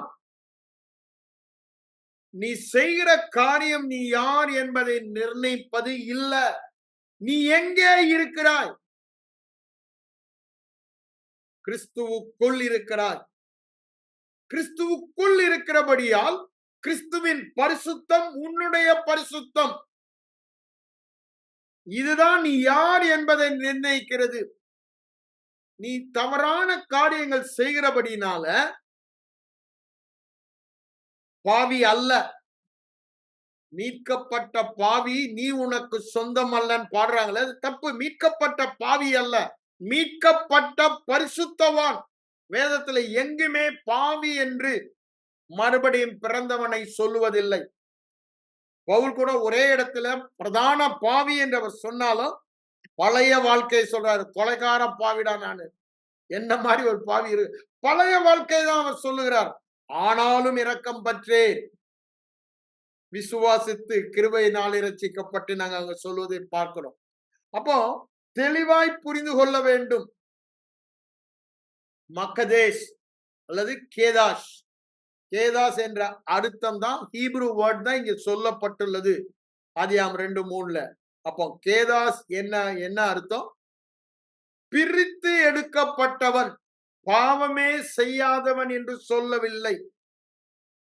அதை இது கிரேக்க பதம் என்ன சொல்லுது? ஹாகியோஸ். ஹாகியோஸ் என்றால் என்ன அர்த்தம்? அன்காமன். அப்படின்னு என்ன? இது சாதாரண இல்லப்பா, சாதாரண இல்ல, இது அசாதாரண. ஏன்? இது தேவனுக்கு சொந்தமானது. தேவனுக்குன்னு பிரிச்சு வச்சாச்சு, தேவனுக்குன்னு அர்ப்பணிச்சாச்சு, பிரத்யேகமாக அவருக்குன்னு போட்டாச்சு. அப்படித்தானே? அது புனிதமாக்கப்பட்டு விட்டது. அவருடைய உபயோகத்திற்கென்று, அவர் தம்மை வெளிப்படுத்துவதற்கென்று, அவருக்கென்று செட் அபார்ட், பிரித்து எடுக்கப்பட்டது. என்னவாக பிரித்து எடுக்கப்பட்டது? சாதாரண இல்லைங்க, அசாதாரணம். நேச்சுரல் அல்ல, சூப்பர் நேச்சுரல். ஆர்டினரி அல்ல, சூப்பர் ஆர்டினரி. எக்ஸ்ட்ராடினரி. சூப்பர்ல, எக்ஸ்ட்ராடினரி. நம்மை பிரித்து வைத்து விட்டார். அதுதான் ஹாகியோஸ். புதிய ஏற்பாடுல வருகிற அந்த கிரேக்க பதம். அதுல ஓல்ட் டெஸ்டமென்ட்ல வருகிற எபிரேய பதம் என்ன? கேதாஸ். நன்றாக உங்க இருதயத்தில் வைத்துக் கொள்ளுங்க. கேதாஷ். கேதாஸ் என்றால் செட் அப்பார்ட், பிரித்து எடுக்கப்பட்டது. தேவனுடைய அதுதான் அங்க லேவியராக முழுவதுமா அந்த லேவியர்கள் ஆசாரியை குறித்து சொல்லும் பொழுது இந்த வார்த்தை பரிசுத்தம் என்பது அந்த லேவியராகமும் முழுவதுமா பார்க்கலாம். ஆசாரியருக்கு நெத்தில என்ன பட்டம் ஒட்டி இருக்கும்? கர்த்தருக்கு பரிசுத்தம். Set apart for God. கர்த்தருக்கு பரிசுத்தம்னா என்ன? அவன் நெற்றில அத அப்படியே நெற்றில முத்திர, அந்த தலப்பா கீழே அது முத்திர எங்க போனாலும் அது இருக்கணும். இது கர்த்தருக்கு பரிசுத்தம் நினைப்பூட்டுதலாக. It is set apart for God. அவன் சாதாரண மனிதர்கள் மற்ற கோத்திர மக்களை போல அவன் வாழவே முடியாது. இவனுக்கு separate standard. It is set apart for Lord's use. அதுதான் அங்க நம்ம பார்க்கிறோம். அங்க பாத்தீங்கன்னா இன்னும் அநேக காரியங்களை நம்ம பார்க்கலாம். ஆண்டவருக்கென்று பிரித்தெடுக்கப்பட்ட அந்த ஆசரிப்பு கூடாரத்தில் உள்ள எல்லாமே பரிசுத்தம். ஏன்? அவைகளெல்லாம் மனித உபயோகத்திற்கு அல்ல. It is not for common use. தேவனுடைய காரியங்களுக்கு உபயோகம். அதனால அவங்க எல்லாம் பரிசுத்த. தட்டுமுட்டு சாமான் எல்லாம் ஆசரிப்பு கூடாது எல்லாமே பரிசுத்தம் என்று வேதம் சொல்லுகிறது. அங்க ஆதியாகமம் யாத்திராகமம் 40ஆம் அதிகாரத்தை படிச்சு பாருங்க. தெளிவாய் சொல்லப்பட்டு இருக்கும். எல்லா பொருட்களும் அபிஷேகிக்கப்பட்டு பரிசுத்தமானது. அப்படிதானே? எல்லா பொருட்களும். நான் அதை எடுத்து உங்களுக்கு நான் வாசிக்கிறேன். ஆஃபாரடா சொல்ல இஷ்டப்படல. யாத்திராகமம் கடைசி அதிகாரம் வாங்க.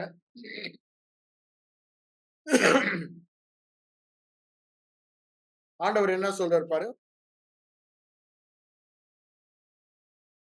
9ஆம் வசனம் 40ல அபிஷேக தைலத்தை எடுத்து வாசஸ்தலத்தையும் அதிலுள்ள யாவையும் அபிஷேகம் பண்ணி அதையும் அதிலுள்ள சகல பனிமூட்டுகளையும் பரிசுத்தப்படுத்துவாயாக. அப்படின்னா செட் அப்பார்ட். அதுக்கப்புறம் அது it is not for common use. It became uncommon. சாதாரண உபயோகத்திற்கல்ல, அசாதாரண தேவனுடைய உபயோகத்திற்கு. அப்பொழுது அது பரிசுத்தமாய் இருக்கும். That will become kedash. It has been set apart for Lord's use. அர்ப்பணிக்கப்பட்டது. அததான் சொல்றாங்க. அப்போ மோசே அதேபடி என்ன பண்றான்? தனக்கு கற்பித்தபடியே செய்தான். என்ன பண்றான்?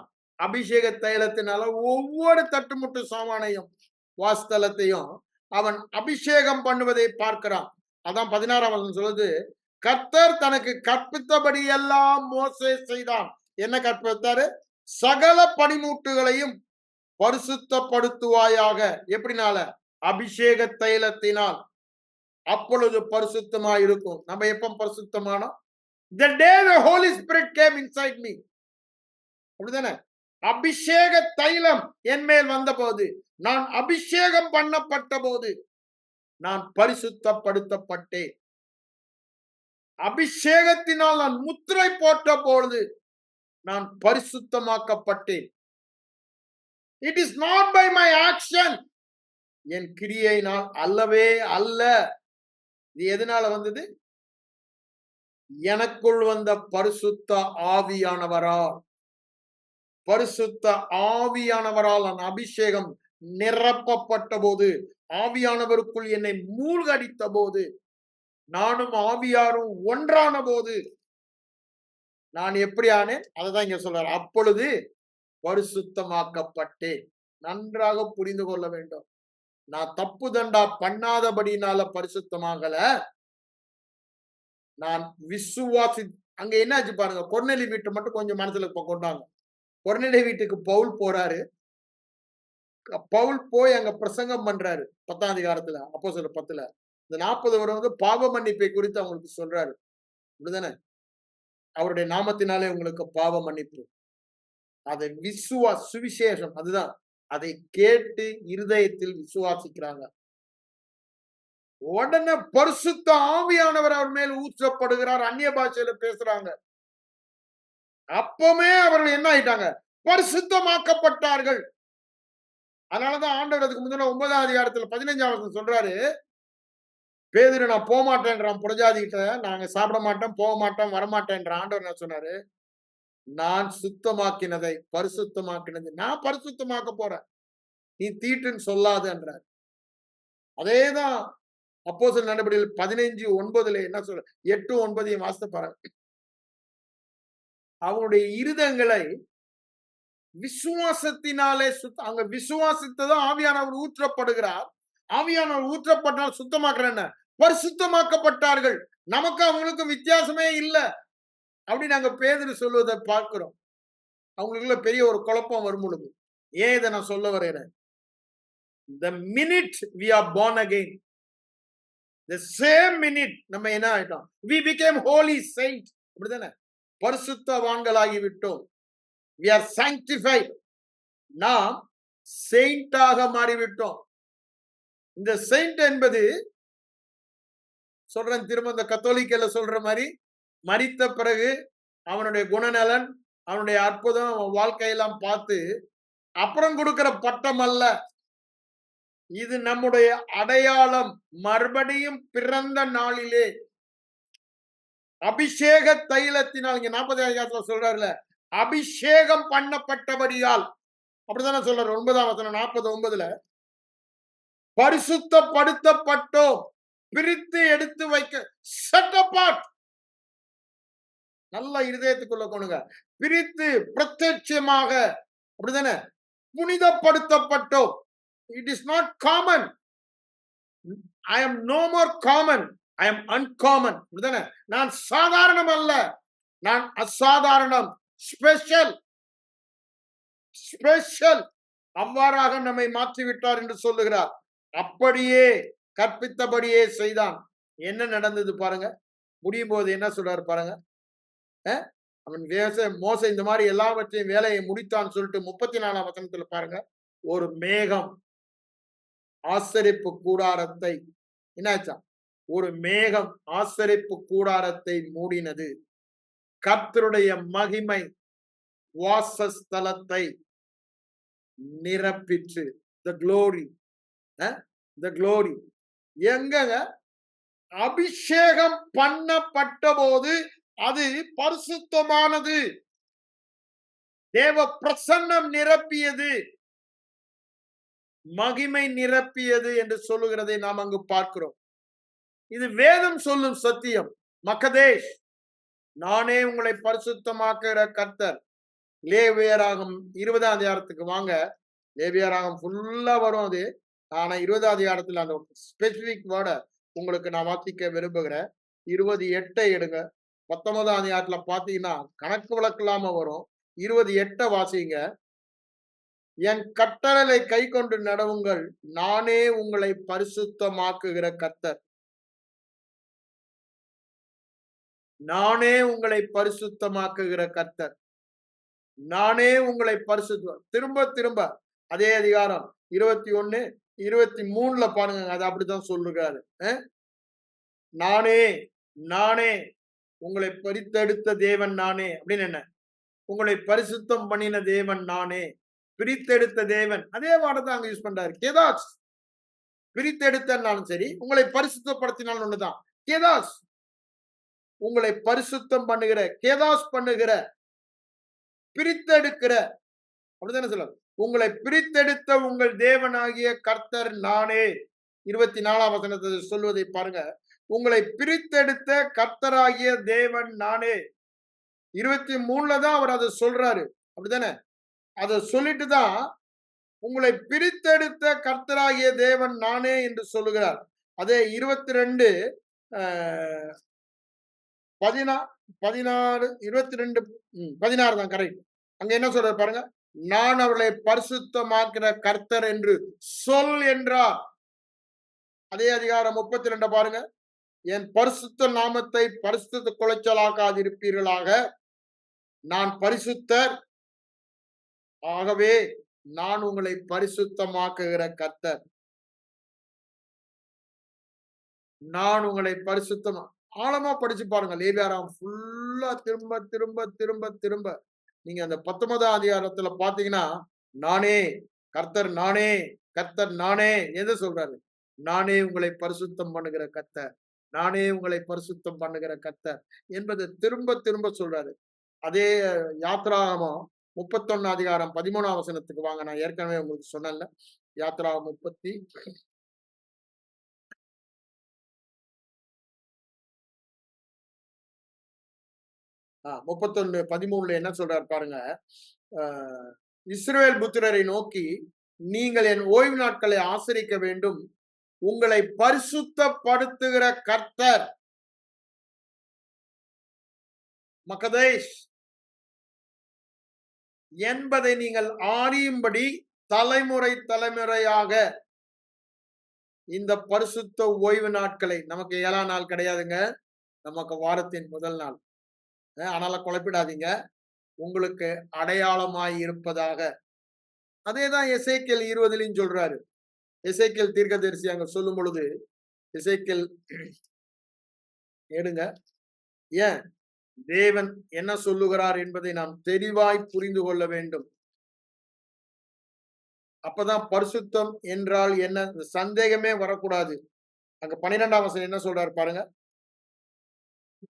நான் தங்களை பரிசுத்தம் பண்ணுகிற கர்த்தர் என்று அவர்கள் அறியும்படிக்கு எனக்கும் அவர்களுக்கும் அடையாளமாய் இருப்பதற்காக என் ஓய்வு நாட்களை அவர்களுக்கு கட்டளையிட்டேன் என்று சொல்லுகிறார்.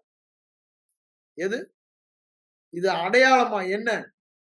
நீ இளைப்பாறணும், நீ பரிசுத்தத்திற்கு முயற்சிக்க கூடாது, அப்படிதானே? அந்த 7ஆம் நாளை ஆதியாகமம் 2:3 சொல்றாரு, ஓய்ந்திருந்தால் ஆர்டர், அதை ஆசீர்வதித்து பரிசுத்தமாக்கினார். நாமும் இந்த பரிசுத்தத்திற்கு முயற்சிக்க சொல்லல, அவர் என்னை பரிசுத்தமாக்கினார், நான் பரிசுத்தமாய் இருக்கிறேன், அதிலே இளைப்பாற சொல்லுகிறார். அந்த சத்தியம் கிறிஸ்துவுக்குள் இருக்கிறபடியால் நான் யார்? பரிசுத்தமாய் இருக்கிறேன். அவர் என்னை பரிசுத்தமாக்கினார், நான் அல்ல, அவர் என்னை பரிசுத்தமாக்கினார். இதை தெளிவாய் நாம் புரிந்து கொள்ள வேண்டும். அதுதான் இங்க சொல்றாரு, நான் பரிசுத்தம் பண்ணுகிற கர்த்தர். அப்போ என் கிரியையா? என் கிரியையே அல்ல. we are his workmanship, அவருடைய கரத்தின் கிரியைகள். எபேசியர் 2:10 அப்படிதான். அவருடைய கரத்தின் கிரியை என்னவா? பரிசுத்தம், பரிசுத்தவான். பரிசுத்தவான் என்றால் வேதத்துல என்ன சொல்றதையும் பார்க்கணும். நீங்க நேரா உபாகமத்துக்கு வாங்க. இந்த பரிசுத்தவானின் அர்த்தத்தை புரிந்து கொள்ள வேண்டுமானால் ஆண்டவர் என்ன கான்டெக்ஸ்ட்ல சொல்றாரு, அந்த கான்டெக்ஸ்ட நாம புரிந்து கொள்ள வேண்டும். உபாகமம் 7ஆம் அதிகாரம் 6ஆம் வசனத்துல பாத்தீங்கன்னா, அங்க அவர் சொல்லுவதை நாம் பார்க்கலாம். உன் தேவனாகிய கர்த்தருக்கு, உன் தேவனாகிய கர்த்தருக்கு பரிசுத்த ஜனம். பூச்சக்கரத்தில் உள்ள எல்லா ஜனங்களிலும் உன் தேவனாகிய கர்த்தர் உன்னை மாத்திரம் தமக்கு சொந்தமாய் இருக்கும்படி, பரிசுத்தமாய் இருக்கும்படி, தனக்கென்று பிரித்தெடுக்கும்படி, தனக்கென்று பிரத்யட்சமாய் இருக்கும்படி, தனக்கென்று புனிதமாய் இருக்கும்படி, தனக்கென்று விகற்பமாய் இருக்கும்படி, அசாதாரணமாய் இருக்கும்படி தெரிந்து கொண்டார் என்று சொல்லுகிறார். அதே யாத்திராகமம் 19ஆம் அதிகாரம் 5-6 வசனங்களில் நீங்க பாத்தீங்கன்னா, அங்கேயும் ஆண்டவர் சொல்றத பாருங்க. என்ன சொல்றார் பாருங்க. சகல ஜனங்களிலும் 5ஆம் வசனத்துல வாசிக்கிறேன், நீங்களே எனக்கு சொந்த சம்பத்தாயிருப்பீர்கள். இது சொத்து நீங்கடான்றார். We have been set apart as his treasure, as his inheritance. அவருடைய சுதந்திரம் நாம் தான், சம்பத்து நாம் தான், அவருடைய சொத்து நாம் தான். மல்கியால சொல்லும்போது ஜுவல், இந்த சம்பத் என்ற வேர்ட இங்கிலீஷ்ல ஜுவல் என்று சொல்லப்பட்டிருக்கும். அவருடைய விலையேற பெற்ற ஜொல்லை யார்தான்? நான் தான் அப்ப அவ்வளவு தூரத்துக்கு நம்மை விசேஷப்படுத்துகிறார். பரிசுத்தப்படுத்துகிறார் என்ற அர்த்தம் விசேஷப்படுத்துகிறார். He makes us special. பூமி எல்லாம் என்னுடையது, நீங்க எனக்கு சொந்த சம்பத்தா இருப்பீர்கள். அதை சொல்லிட்டுதான் பரிசுத்த ஜாதியாய் இருப்பீர்கள் என்று சொல்லுகிறார். பரிசுத்த ஜாதியாய் இருப்பீர்கள் என்று சொல்லுகிறார். நீங்க உபாகமம் 26ஆம் அதிகாரத்துக்கு வாங்க. அதே வாசனம். இதெல்லாம் பரிசுத்தம் என்றால் என்ன என்ற அர்த்தத்தை உங்கள் புரிந்து கொள்வதற்காக சொல்றேன். 26:19 என்ன சொல்றாரு? 18 சொல்றாரு, நீங்கள் எனக்கு சொந்த ஜனங்களாய், you have been set apart for my use, you belong to me. நீ உனக்கு சொந்தம் அல்ல. பரிசுத்தம் என்றால் நீ உனக்கு சொந்தம் அல்ல. அதேதான் பவுல் அங்க கோட் பண்றாரு. எங்க? 1 கொரிந்தியர் 6ஆம் அதிகாரம் 13ல இருந்து அப்படியே வரிசையா வாசித்து போங்க 20 வரைக்கும். இந்த அதிகாரம் ரொம்ப அழகா அங்க சொல்வதை பார்க்கலாம். நேரம் இல்ல, குறித்து வைத்துக் கொண்டு நீங்க வாசிங்க. இங்க பாருங்க 10ஆம் வசனம் சொல்றாரு பாருங்க, நான் உண்டு பண்ணின எல்லா ஜாதிகளை பார்க்கிலும். பரிசுத்தம் என்னன்றது அர்த்தத்தை சொல்றேன். புகழ்ச்சியிலும் கீர்த்தியிலும் மகிமையிலும் உன்னை சிறந்திருக்க பண்ணுவேன். அதுதான் பரிசுத்தம். என்னவா? புகழ்ச்சியிலும் கீர்த்தியிலும் மகிமையிலும் உன்னை சிறந்திருக்கும்படி செய்வேன் என்று சொன்னபடியே நீ உன் தேவனாகிய கர்த்தரான எனக்கு பரிசுத்த ஜனமாயிருப்பாய். பரிசுத்த ஜனமாயிருப்பாய் என்றால் என்ன? நீ சாதாரணம் அல்ல, ஸ்பெஷல், அசாதாரணம். அதுதான் சொல்றாரு. எல்லா ஜனங்களை விட புகழ்ச்சியில கீர்த்தியில மகிமையில சிறந்திருப்பது பரிசுத்தம். கேதாஸ். கேதாஸ் என்றால் பரிசுத்த ஜனம் என்றால் கேதாஸ் ஜனம். நான் யார்? கேதாஸ் மேன், கேதாஸ் மனிதன். நான் கேதாஸ் மனிதன் என்றால் எப்படிதான் வாழ்வேன் சொல்றாரு. அன்காமன், ஹஜியோஸ், அசாதாரணமானவன், வித்தியாசமானவன், விகற்பமானவன். எதுல? புகழ்ச்சி கீர்த்தி மகிமை. புகழ்ச்சி கீர்த்தி மகிமையில் சிறந்திருக்க பண்ணவன், ஸ்பெஷல், புனிதப்படுத்தப்பட்டவன், விசேஷமானவன், அற்புதமானவன், நாட் காமன். அததான் சொல்ல வர்றாரு. இததான் திரும்பி அங்க 28ஆம் அதிகாரத்துக்கு வாங்க. 28ஆம் அதிகாரம் 9ஆம் வசனத்தில பாருங்க, அவர் என்ன சொல்றார் பாருங்க. நீ உன் தேவனாகிய கர்த்தரை கைக்கொண்டு அவர் வழிகளில் நடக்கும்போது கர்த்தர் உனக்கு கட்டளையிட்டபடியே உன்னை தமக்கு பரிசுத்த ஜனமாக நிலைப்படுத்துவார். யாரு செய்யறா? இத பழைய உடனே அங்க போயிடாதீங்க, இதெல்லாம் கை கொண்டாதானே. புதிய உடன்படிக்கையில இயேசுடைய ஒபீடியன்ஸ் தான் எல்லாமே. அவர்தான். அவருடைய கீழ்ப்படுதல் தான் என்னுடைய கீழ்ப்படுதல். அவருடைய லா கீப்பிங் தான் என்னுடைய லா கீப்பிங். எல்லாமே எனக்கு ஆயிட்டாரு. ஆனால் அது எப்பவுமே இதுல வாசிக்கும் பொழுதெல்லாம் அதை மனதில் வச்சுக்கொள்ளுங்க. We are under a new covenant. We are in Christ. So his obedience is my obedience. அப்போ அவர் ஒபீடியன்ஸை பார்க்கும் பொழுதெல்லாம் என்னுடைய ஒபீடியன்ஸை சுவிசேஷத்தெல்லாம் பார்க்கணும். அதான் நாங்க சொல்றேன். இங்க என்ன எதுக்கு இங்க இதை மட்டும் சொல்லிடுறேன். கேதாஸ் ஜனமாக நிலைப்படுத்துவார்.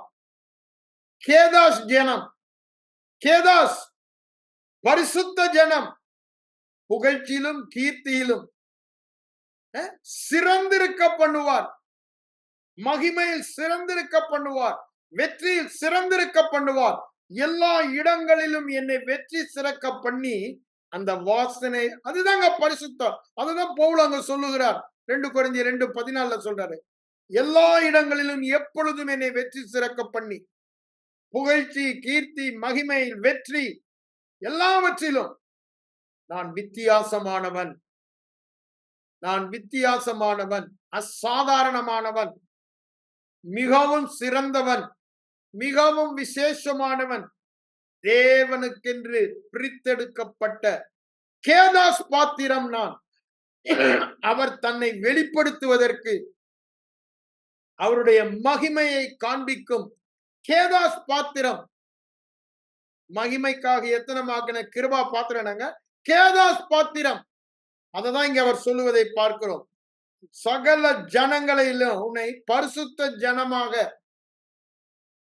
ஜனமாகன்னா அங்க சொல்லப்பட்டோம். எல்லாரை விட நீதான் உயர்ந்திருப்பேன்னு ஆரம்பிக்கும் போதே ஆரம்பிக்கிறாரு. அததான் அவர் அங்க சொல்வதை பார்க்கிறோம். அததான் அவர் என்ன சொல்றாரு, அப்பொழுது கர்த்தருடைய நாமம் உனக்கு தரிக்கப்பட்டது என்று பூமியின் ஜனங்கள் எல்லாம் கண்டு உனக்கு பயப்படுவார்கள். அவருடைய நாமம் என்னங்க? பரிசுத்தர். நீ யூ ஆர் கேதாஸ் என்பதை உலகம் காணும் என்று சொல்லுகிறார். நீ கேதாஸ் என்பதை உலகம் காண வேண்டும். அப்பதான் அவரை மகிமைப்படுத்த முடியும். அவருடைய நாமம் மகிமைப்படும். ஏன்? You are a kadosh man. அதை ரொம்ப தெளிவா இங்க சொல்வதை பார்க்கிறோம். அப்ப அந்த கேதாசுடைய குணநலன்களை எல்லாம் இந்த 28ஆம் அதிகாரத்துல ஆசீர்வாதத்தின் பட்டியலில் அவர் சொல்லுவதை முதல் 14 வசனம் நீங்க வாசித்து பாருங்க. அப்போ கேதாஸ் என்றால் என்ன என்று நாம் அறிந்து கொள்ள வேண்டும். அதே அந்த உபாகமத்துல 7:6 நம்ம படிச்சோம். 7:14 வரும்போது என்ன சொல்றாரு பாருங்க. சகல ஜனங்களை பார்க்கிலும் கேதாஸ் மனிதன் எப்படி இருப்பானா? ஆசீர்வதிக்கப்பட்டிருப்பான். விசேஷமானவன் புகழ்ச்சியிலும் கீர்த்தியிலும், சிறந்தவன் புகழ்ச்சியிலும் கீர்த்தியிலும். இங்க என்ன சொல்றாரு? ஆசீர்வதிக்க. 6ஆம் வசனத்துல அங்க என்ன சொன்னாரு? நீ பரிசுத்த ஜனம். நீ பரிசுத்த ஜனம் என்றால் சகல ஜனங்களை பார்க்கிலும் நீ ஆசீர்வதிக்கப்பட்டவன் என்ற அர்த்தம். அங்க அததான் சொல்றாரு. உன் தேவனாகிய கர்த்தருக்கு நீ பரிசுத்த ஜனம். அவருக்கு சொந்தமாய் இருக்கும்படி, அவருடைய ஆசீர்வாதத்திற்கு நீ சொந்தமாய் இருக்கும்படி, அவருடைய புகழ்ச்சிக்கு நீ சொந்தமாய் இருக்கும்படி, அவருடைய மகிமைக்கு, அவருக்குரியது எல்லாவற்றிற்கும் நீ வெளியே காட்டும்படி ஆண்டவர் என்ன பண்ணிருக்காரு? உன்னை கேதாஸ் ஆக்கி இருக்கிறார். கேதாஸ் மனிதனா, பரிசுத்த ஜனம். You are a kadosh man, you are a kadosh lady. Kadosh மனதை விட்டு திருப்பாது. கேதாஸ் பரிசுத்தம் என்றால் என்ன என்று விளக்கிறார். சகல ஜனங்களை பார்க்கலும் கேதாஸ் மேன் எப்படி இருப்பான்? சகல ஜனங்களை பார்க்கலும் he has been set apart.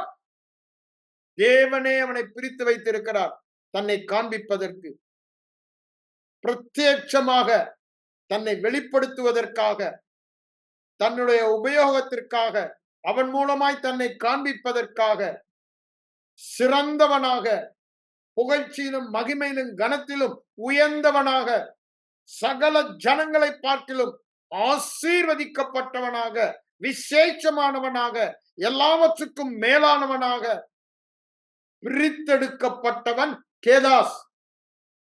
அதுதான் இங்க சொல்றாரு. அதை சொல்லிட்டு தாங்க சொல்றாரு. வியாதி இல்ல, மலடு இல்ல, பெரிய லிஸ்டே போறாரு. இது ஏன் நான் உங்களுக்கு சொல்ல வருகிறேன்?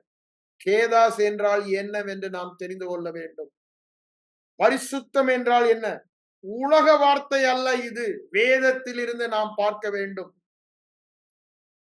we are not common. பரிசுத்த ரத்தத்தை சாதாரண ரத்தமாக எண்ணக்கூடாது. 10:29 சொல்றாரு. அங்க என்ன சொல்றாரு? இட்ஸ் கேதாஸ் ஹீப்ருல. அங்க சொல்லும்போது ஹாகியோஸ். சாதாரண இல்ல, அசாதாரணமான ரத்தம். என்ன? என்னை பரிசுத்தமாக்குகிற ரத்தம். என்னை எபிரேயர் 10:29 எடுத்து வாசித்து பாருங்க. டைம் இல்ல. பரிசுத்தமாக்குற சாதாரண. Don't take it as common. இங்கிலீஷ்ல காமன் தான் சொல்லுவோம். Don't take it as common when you participate in the communion. சாதாரண ரத்தமா நினைக்காதீங்க. It's uncommon. hagios blood. பரிசுத்த ரத்தம். அப்படின்னா என்னங்க?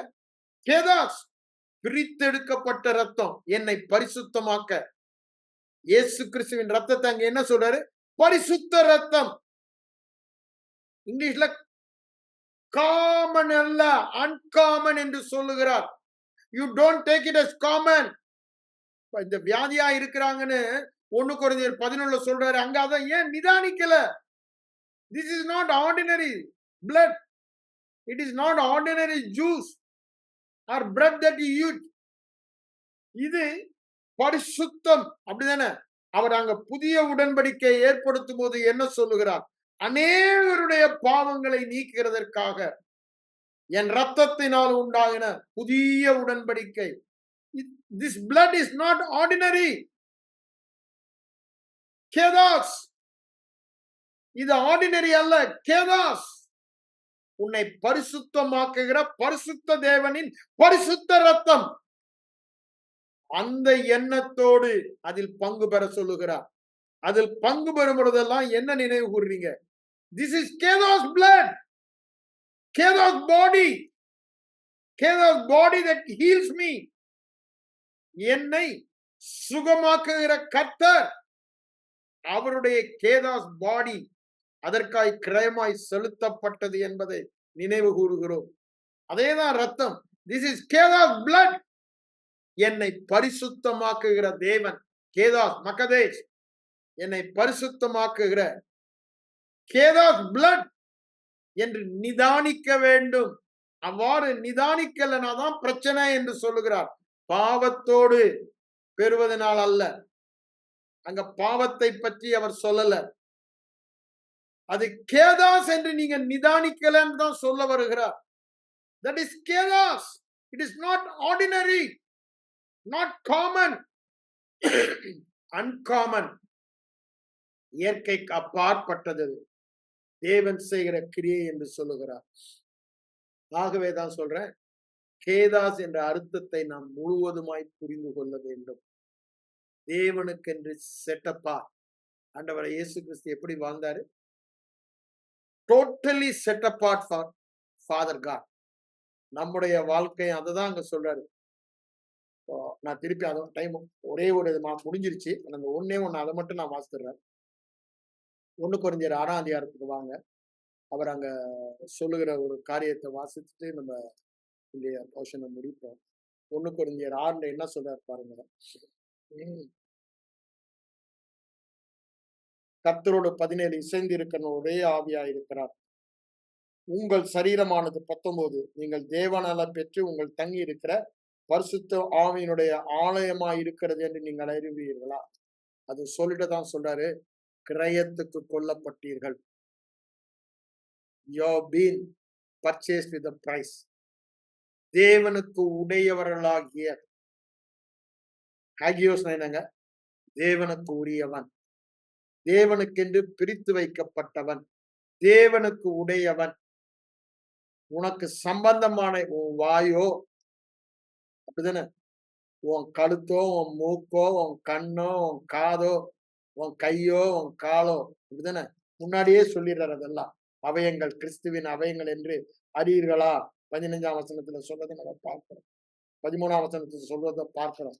இங்க என்ன சொல்றாரு? தேவனுக்கு உடையவளாகிய உங்கள் சரீரத்தினாலும் உங்கள் ஆவியினாலும் கேதாஸ் மனிதனாய் வாழுங்கள். இந்த கேதாஸ் சரீரம், கேதாஸ் அவயம் திரும்ப திரும்ப திரும்ப நம்மை பார்த்து சொல்ல வேண்டியது. நம்முடைய வாயில எல்லாத்தையும் பேச முடியாது. நீ பிரித்தெடுத்தால் என் வாய்ப்போடு இருப்பாய் என்றார். This is a kadosh mouth. It's not common. எல்லா ஜனங்க பேசுற மாதிரி நான் பேச முடியாது ஐம்புலன் உணர்வினால. ஆண்டவர் என்ன சொல்றாரோ அதுதான். இயேசு அப்படிதான் வாழ்ந்தாரு சுவிசேஷத்தில். என் பார்வை எல்லாம் அவர் பார்வையா? ஏன்?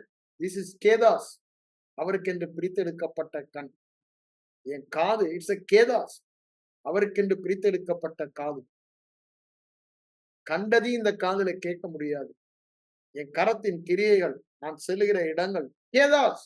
என் கால், என்னுடைய அவயம் ஒவ்வொன்றும், my emotions, everything that it's all kadosh. பரிசுத்தம், பரிசுத்தம், பரிசுத்தம் அப்படின்னா என்னங்க? பிரித்தெடுக்கப்பட்டது அவருடைய உபயோகத்திற்கு. அந்த மனநிலையிலே நாம் காணப்பட வேண்டும். என்ன மனநிலை? I am a kadosh man, I am a kadosh woman. Everything of me is kadosh. எனக்கு சம்பந்தமான எல்லாமே என்னதான்? கேதாஸ். என் வீடு கேதாஸ், அப்படிதானே? என் பிள்ளைகள் கேதாஸ், என் மனைவி கேதாஸ், என் குடும்பம் கேதாஸ், எனக்கு சம்பந்தமான எல்லாமே கேதாஸ். அவருக்கென்று பிரத்யட்சமாக என்னுடைய பேங்க் அக்கவுண்ட் கேதாஸ், மை இன்வெஸ்ட்மெண்ட் கேதாஸ், எல்லாமே கேதாஸ்ங்க. கேதாஸ் என்றால் பரிசுத்தம். நன்றாக புரிந்து கொள்ள வேண்டும். பரிசுத்தம் என்றால் என்ன? பிரித்து எடுக்க வைக்க. Set apart for God's use. Uncommon அகியூஸ். சாதாரணம் அல்ல, அசாதாரணம். எனக்கு சம்பந்தமான எல்லாமே மனம் மாற்றப்பட வேண்டும். அசாதாரணம். Set apart. எதற்கு? அசாதாரணத்திற்காக, சூப்பர் நேச்சுரலுக்காக. நான் அசாதாரணமாக்கப்பட்டவன், பிரித்து வைக்கப்பட்டவன், புனிதமாக்கப்பட்டவன், பிரத்யட்சமாக்கப்பட்டவன். இது நம்முடைய மனதை விட்டு போகாதிருக்க வேண்டும். கண்களை மூடி ஜெபிப்போம். எங்கள் அன்பின் பரலோக பிதாவே, இந்த நாளின் காலை வேளைக்காக உம்மை நன்றியோடு உம்மை ஸ்தோத்திரிக்கிறோம் ஆண்டவரே. இந்த வேளையில கூட ஆண்டவரே, கிறிஸ்துவுக்குள்ளாக நாங்கள் யார் என்று காணத்தக்கதாக நீர் எங்கள் கண்களை, மனக்கண்களை பிரகாசிக்க பண்ணுகிறபடியால் நன்றியோடு உம்மை ஸ்தோத்திரிக்கிறோம். உம்முடைய இந்த வசனங்களை கேட்கும் பொழுதெல்லாம் எங்கள் இருதயம் கொழுந்து விட்டு எரிகிறது ஆண்டவரே. ஆனால் நாங்க சுபாவ முகத்தை பார்க்கிறவளை போல திரும்பவும் இந்த வசனத்தை கேட்பதை விட்டு எங்க ருட்டீன் லைஃப்க்கு போகும் பொழுது இதை மறந்து போனவர்களாய் காணப்படாதபடிக்கு தொடர்ந்து இதை எங்கள் காதில் தொனித்துக் கொண்டே இருக்க, எங்கள் வாயில் இதை பேசிக்கொண்டே இருக்க, எங்கள் கற்பனையில் இதை படம் பிடித்து பார்த்து நினைத்து கொண்டே இருக்கிற ஒரு கிருபையை எங்கள் ஒவ்வொருவருக்கும் தர நான் செபிக்கிறேன். தொடர்ந்து ஆவியானவர் இந்த வசனங்கள் மூலமாக எங்கள் பேசினதை நாங்கள் விசுவாசித்து, தியானித்து, விசுவாசித்து, நன்றி சொல்லி அதில் வாழ உதவி செய்வீராக. இயேசுவின் மூலம் பிதாவே, ஆமென்.